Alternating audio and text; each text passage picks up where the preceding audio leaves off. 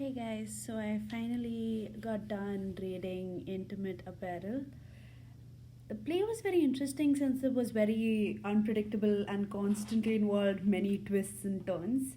Something that was a little strange was how the play was a bit too sexualized.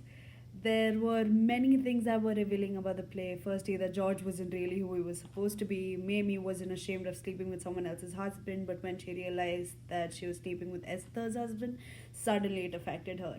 Also, what's strange is how out of the blue we get to know that Mrs. Van Buren is in love with Esther. The first value that I would like to talk about is hard work. Both Mamie and Esther show this value. Both of them were ambitious and both of them were working really hard to try and achieve what they want. Esther wanted to open her own beauty parlor, and Mamie dreamed of being a pianist. Even after almost losing everything, Esther doesn't give up and chooses to work hard and start over again. The second value I would like to talk about is love.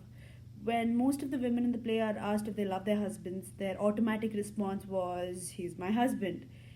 It shows that people thought love and marriage were kind of the same thing, and now we kind of don't think the same.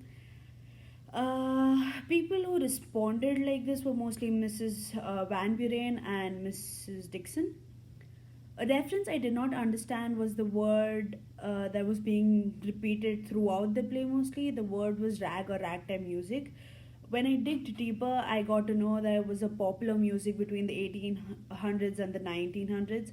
It was mostly popular in the African American crowd. After discovering the meaning, the play kind of made more sense to me. Personally, I think that this play reinforces the idea that women can stand up on their own, and it also reinforces the idea that even now African Americans aren't treated well, but it also reinforces the idea that in spite of being treated badly, the African American community has grown by constantly picking themselves up whenever they fall. Just like how Esther picks herself up even after being left with nothing in the end. I think through Esther, Lynn Notage was trying to show that African Americans are treated so badly that the treatment has affected their own self image. The stereotypes of African American do still exist today.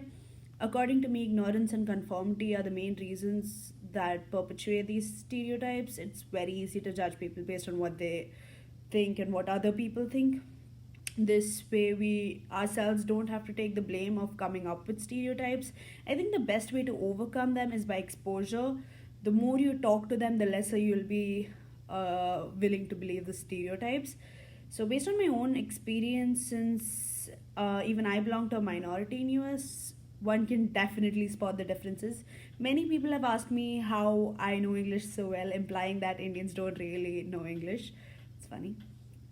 For the two questions I would like to ask, firstly, what was the purpose of all this, and why did this guy who claimed to be George out of nowhere just pays a person to write letters to a person who he doesn't even know?